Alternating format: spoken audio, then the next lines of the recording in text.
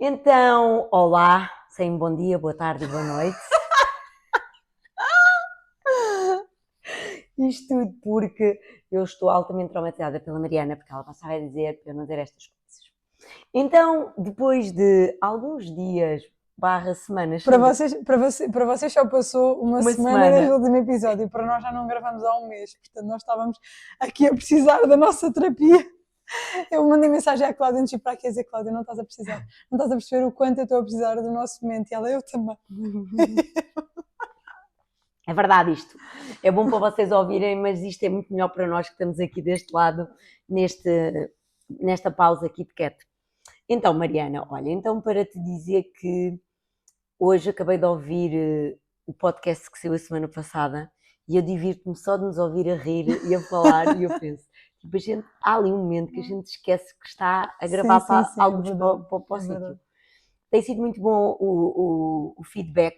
É muito engraçado ver esta parte, que isto é mesmo para nós as duas. A gente ri, a gente fala, sem guião nenhum sempre, e depois as conversas são com mais cerejas, não é? E então, para te dizer que hoje eu queria falar aqui sobre um assunto de uma situação que me aconteceu por estes dias com uma amiga minha, que é uma pessoa que é elucidada nesta coisa da autodescoberta e do autoconhecimento, é a pessoa que está em 1000 inventos, é a pessoa que eu digo, olha, esta cena é fixe, bora lá, investe nisto, e ela investe, já fez hipnoterapia comigo, continua a fazer sessões de psicologia, e ela aqui há dias estava a falar comigo e eu, então amiga, como é que é? A máquina é fixe, não é fixe? Que é uma máquina de ondas em hertz, que nós agarramos nos ferrinhos com as mãos, e eu já experimentei, aquilo sente-se assim um pequeno formigueiro, e aquilo atua ao nível das células. E eu disse-lhe, quero muito, porque eu queria muito experimentar a máquina, e ela fez uma vontade, lá eu experimentei a máquina, e eu, então, e tens sentido os resultados? Quantas vezes é que usaste? E ela, uma vez. Eu, como assim uma vez? E gastaste tanto dinheiro neste aparelho que é tão fixe e que tem resultados tão extraordinários. Eu depois estive a ler o panfleto para que aquilo serve. Para teres a noção, serve desde acne. Acho que vais receber uma mensagem das pessoas a perguntar qual é a máquina, porque não vale a pena agora dizer, claro. Acne, parte de cancro, parte sanguínea, parte de... até para o autismo. Eu assim, autismo como assim? Estás a ver? Desde clareza mental, desde a ansiedade, desde tudo.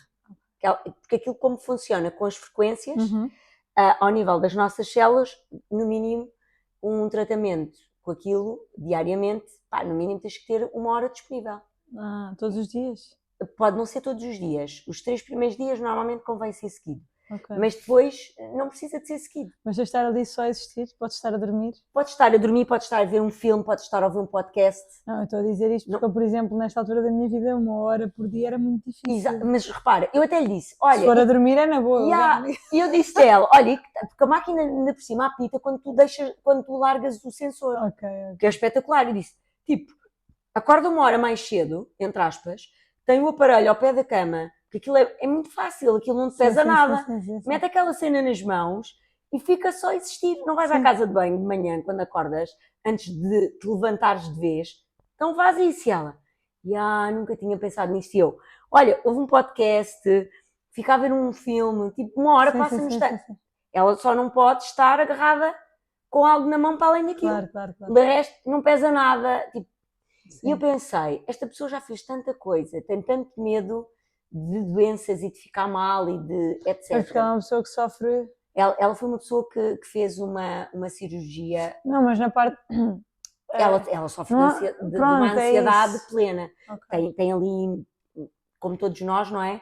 Que trazemos ali, enquanto não resolvemos o quadro dos pais, temos ali. E eu pensei assim, olha, mas a máquina não te resolve tudo, tá?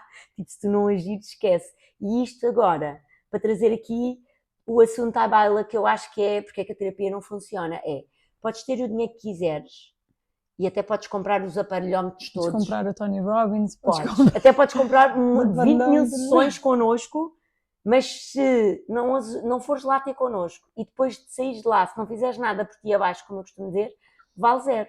E isto porque nós falamos muito porque não estou a dizer que é mais na minha idade, nós as duas temos uma diferença de 20 anos, eu acho que é em qualquer idade, mas eu tenho a crença que antigamente era mais difícil haver esta compreensão ou Sim, sem dúvida. esta ginástica mental dos pais para nos entenderem. Claro. Pronto.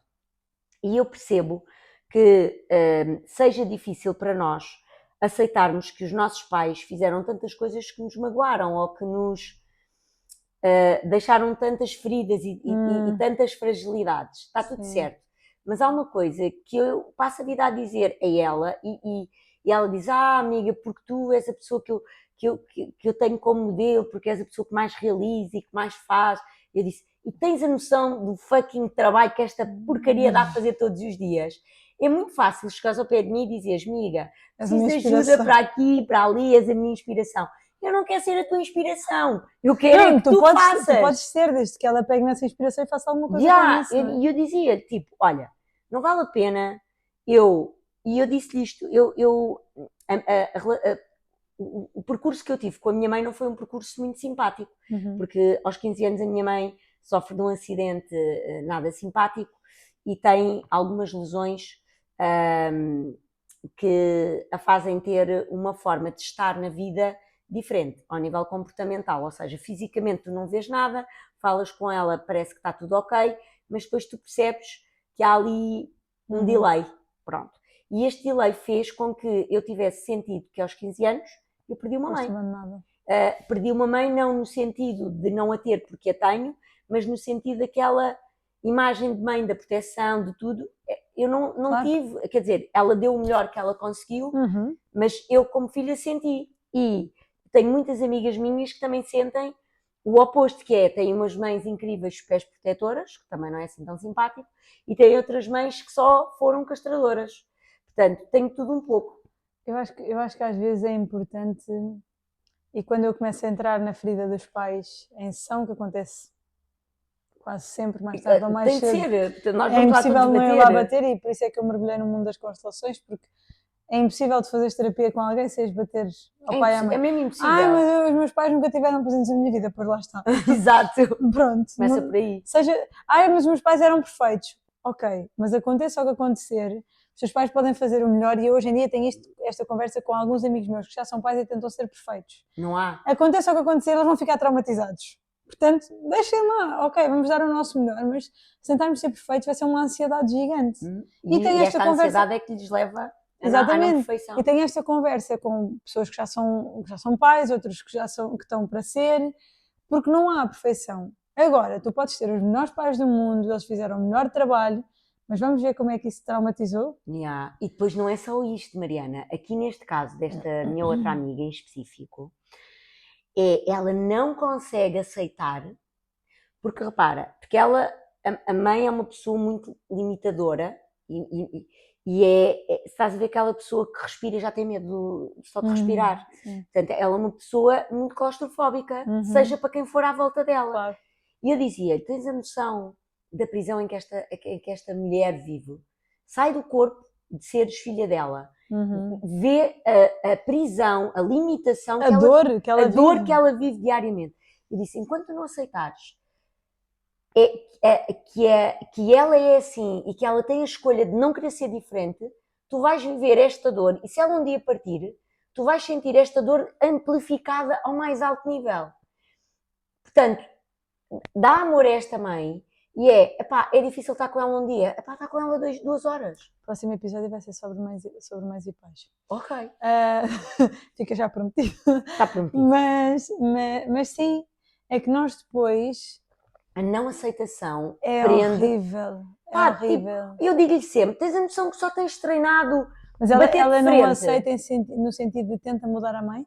Ela quer mudar a mãe, ou então, agora já está na versão de não querer mudar a mãe, de se calar, só que depois, como não aceita, fica dentro dela. Sim. E isto é o quê? Ainda nada, pior. Depois, como é óbvio. Porque não estrabucha, não é? Claro, o que é que ela reflete para a filha? um padrão que é para ser repetido Sim. Enquanto ela não aceitar, enquanto ela não aceitar. é E tão digo, simples quanto isso. então, é verdade. E eu disse-lhe, olha, eu tive que aceitar uma data de condicionantes da minha mãe e ela, eu não a acho má pessoa, ela é uma excelente pessoa. Todo. Mas não é isso que está em causa, é ver a amarra em que esta mãe escolheu viver a vida toda. Mas que é uma escolha dela. Exato, e se tu não aceitas esta escolha desta mãe, tu não te vais ver livre da dor nunca. Sim, eu dou muito este exemplo e ainda esta semana eu falava com uma pessoa que eu conheço que o pai faleceu na mesma altura que a minha mãe e que tu não podes dizer a palavra pai que ela começa a chorar. É uma pessoa que vive muita dor ainda. E que eu dizia-lhe, tu não estás a honrar mais o teu pai por estares agarrada a ele. E eu estou a dizer isto porquê? Porque eu tive que ter muito desapego pela minha mãe. Yeah. E tu estás aqui e sabes. Sim. Porque a minha mãe escolheu. Ela escolheu amar outra pessoa que não ela. Yeah. Porque o cancro veio uma vez, avisou. E ela, está bem, vou curar, não sei o quê, não olhou para essa dor. E depois o cancro veio outra vez, olha, queres? Como é que é? E ela continuou agarrada a outra pessoa, não é? Porque o amor pelo meu pai era superior a tudo. Isto é muito duro de ver por uma filha. Claro. Porque eu só queria a minha mãe cá, não é? Ainda esta semana a Vanessa me perguntava se eu imaginava, eu tenho esta questão de ser mãe ou não ser mãe, etc. E ela perguntava-me se eu achava que o facto de não ter cá a minha mãe influenciava isso. Eu disse, acho que não influencia dessa forma, mas eu, por exemplo, das coisas mais duras que eu vivi foi ter passado pelo dia mais feliz da minha vida sem a minha mãe presente. Claro. Foi muito difícil. Claro. Porque, não é? Era a minha mãe. Claro. Mas eu tive que aceitar que a decisão dela foi amar mais o meu pai do que amar-se a ela. Isto é uma questão que para mim, na adolescência, por exemplo, foi muito revoltante. Claro. Eu senti-me super revoltada por ela preferir amar o meu pai e ficar com ele que a traía, não é? Do que, ser autónoma e ir, não é? À vida dela. Isto para mim, mas eu a dada altura, para ficar em paz, tive que aceitar isso. Yeah. E é muito difícil de aceitar. É muito difícil, mas quando aceitas libertas tanta coisa, é brutal. É um descanso. Yeah, e eu dizia-lhe é uma isto, paz. porque é engraçado estás a falar do cancro, não é?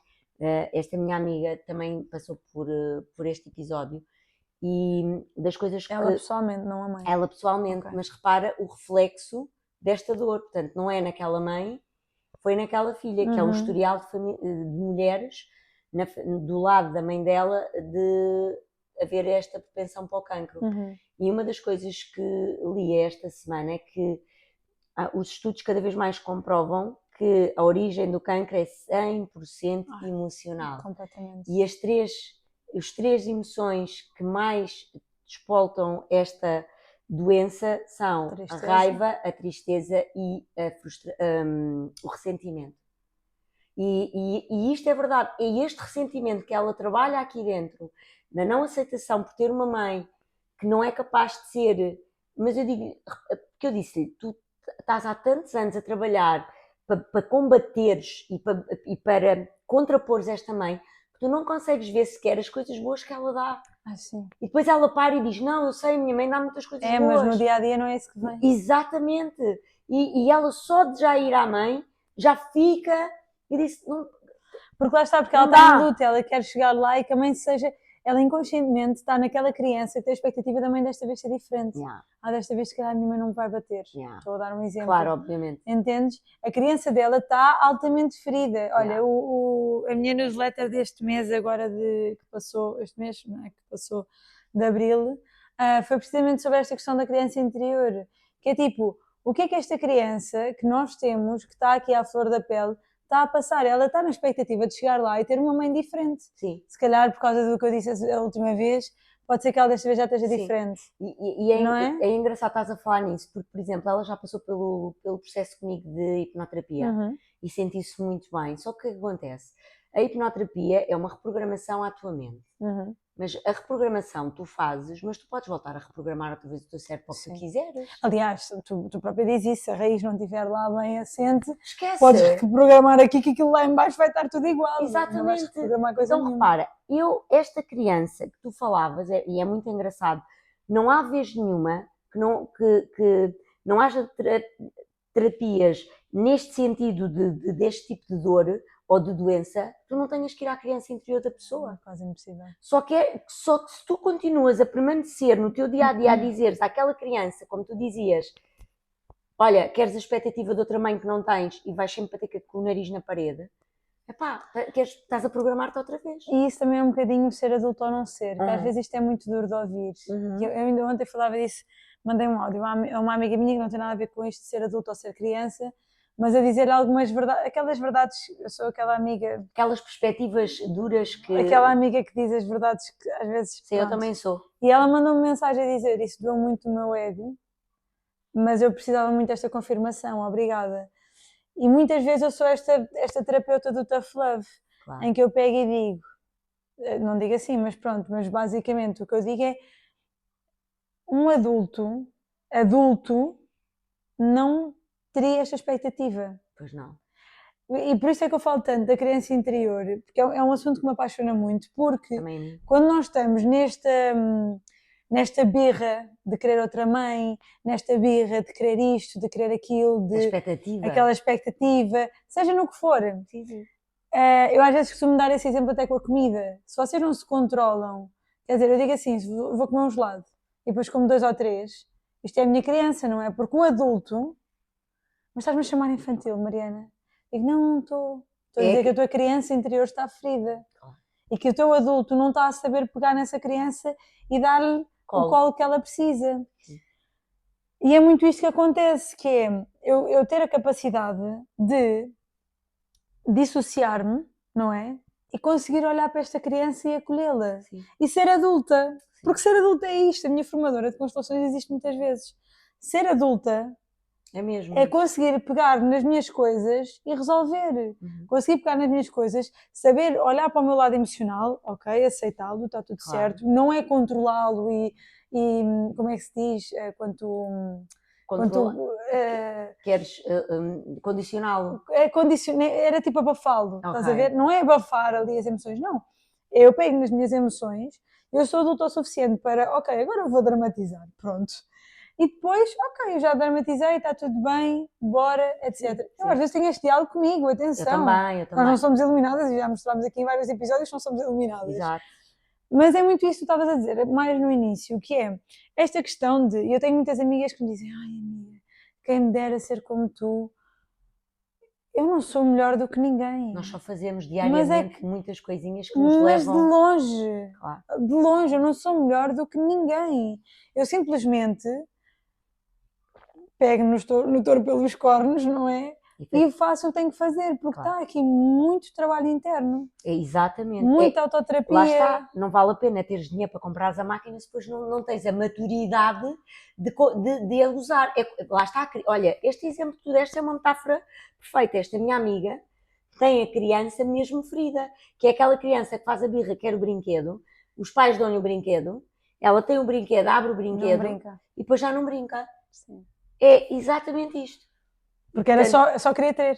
Só queria ter. Só queria ter aquele... Porquê? Porque a ideia de ter é a falsa ideia de que tudo se vai resolver. Mas é muito aquela questão sem ter o comprometimento. Vou-me inscrever no ginásio porque agora é que não há comprometimento. Tenho não sei o quê. É muito aquela... porque o que é que acontece? No marketing usam-se gatilhos, não é? Sim. E nós, ok, olha, eles estão a dizer que se eu me inscrever eu vou emagrecer. Então vou-me inscrever. Logo para os meus pés.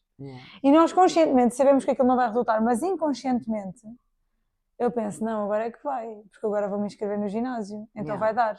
Não, agora é que vai, que eu vou comprar a máquina e aquilo vai resultar. Olha, agora que estás a falar nisso tão engraçado, eu lembrei-me agora de uma história de uma pessoa, conhecida, que teve uma sessão comigo e que passado umas 3 semanas mandou mensagem e disse: Cláudia, eu gostava de saber se há algum processo que seja rápido para eu resolver uma determinada coisa que ela queria a nível de dor emocional. Hum, E eu disse, e ela perguntou, a hipnoterapia consegue tratar? Eu disse, olha, então a hipnoterapia trabalha tudo aquilo que nós quisermos. Não há receitas, não há milagres e tem de haver um comprometimento e uma entrega da outra parte para que as coisas possam realmente acontecer. E eu disse, olha, se calhar ainda não está na hora de voltar a marcar uma sessão comigo. Portanto, é melhor refletir ou então ver outra coisa que considere que possa ajudá-la de forma mais rápida a obter o clique no pensamento que precisa de ter para não viver diariamente no sofrimento.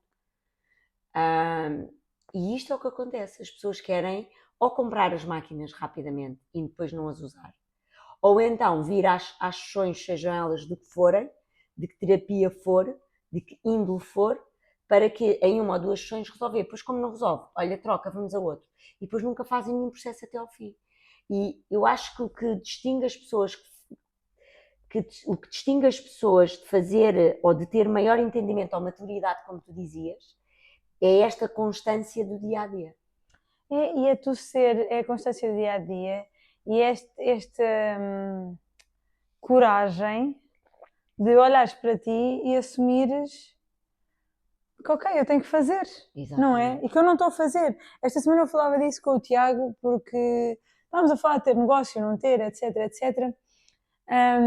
E de desistir ou não desistir, e em que momento é que se deve desistir e tudo mais. Não estávamos a falar relativamente a nós. Já não sei se foi por causa da empresa dos meus pais, não sei bem que o assunto foi à baila.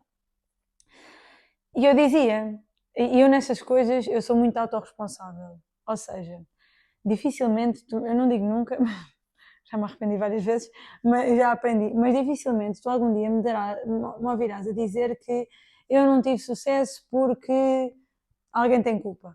Seja o governo, seja o país, seja... Claro. Porque eu sou muito realista, que é ok, as coisas não estão a funcionar neste sentido. O que é que eu estou a fazer de errado? Ou o que é que eu posso fazer melhor? Ou o que é que eu posso fazer melhor para as coisas não estarem a funcionar? Claro. Porque, não é? Há de haver alguma coisa que eu posso fazer melhor. E às vezes o Tiago não tem tanto esta perspectiva. É tipo, pois, eu não tenho muita paciência às vezes para essas coisas, porque lá está, eu sou muito realista, é ok. Claro. A responsabilidade é minha, não é culpa, a responsabilidade é minha. O que é que eu posso fazer? Mesmo. E muitas vezes nós subcontratamos a responsabilidade. A culpa é da minha mãe, a culpa é do meu pai, a culpa é do PT. Para não fazermos nada. E a culpa é sempre dos outros. Yeah. E eu tenho uma péssima notícia para dar. A responsabilidade é sempre nossa. A responsabilidade é sempre nossa. Sempre. Se eu estou numa relação tóxica é porque eu quero.